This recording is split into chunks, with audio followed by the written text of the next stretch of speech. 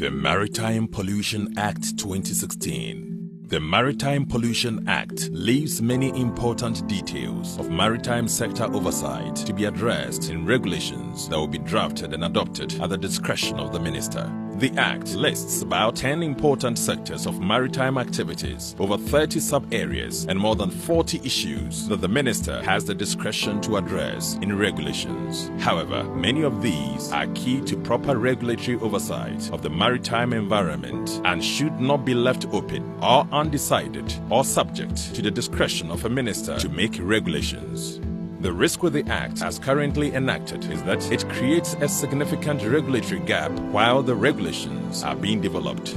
It's a matter of fact that Ghana has a poor history of developing regulations even in areas where it is mandatory to do so. Lack of uniform standards and regulations create a very inconsistent regulatory environment that is difficult to monitor and enforce. The Ghana National Oil Spill Contingency Plan is a very general, rudimentary guideline, and actually more of a plan for industry and agencies to develop OSCPs in the future than an actual spill prevention and response plan in itself. And the Environmental Protection Agency does not also have the necessary capacity to deal with an oil spill.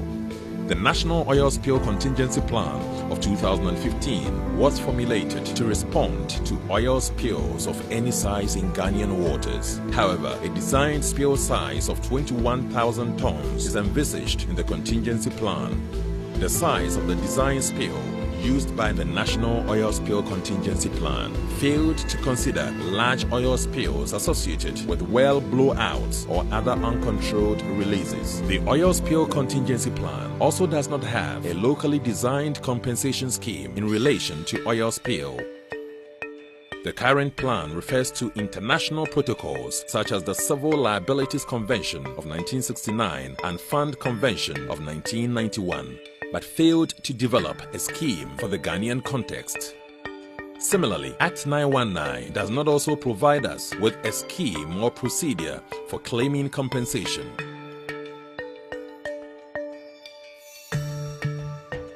There are no clear-cut criteria in Act 919 on how persons affected by pollution can claim compensation. There are no set-out principles that will serve as the basis for the computation of appropriate compensation to the affected person. The issue of compensation for affected lawful activities, including fisheries, under this law is left to the discretion of the minister to make regulations to give effect to the provision of the law.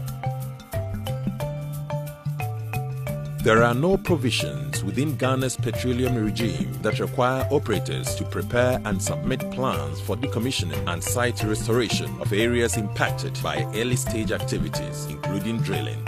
Under Ghanaian laws, decommissioning plans do not need to be submitted to the Commission or approved until late in the project life cycle, 2 to 5 years before operations cease or the license or petroleum agreement expires. At the production license phase, decommissioning is only briefly addressed as part of the development and production program. This approach does not reflect international best practices, which strongly encourage decommissioning plan at the outset of project development. The required content for decommissioning plan is to only consider infrastructure development, infrastructure removal, or reuse, but does not address environmental restoration and the long-term socio-economic impact on local communities.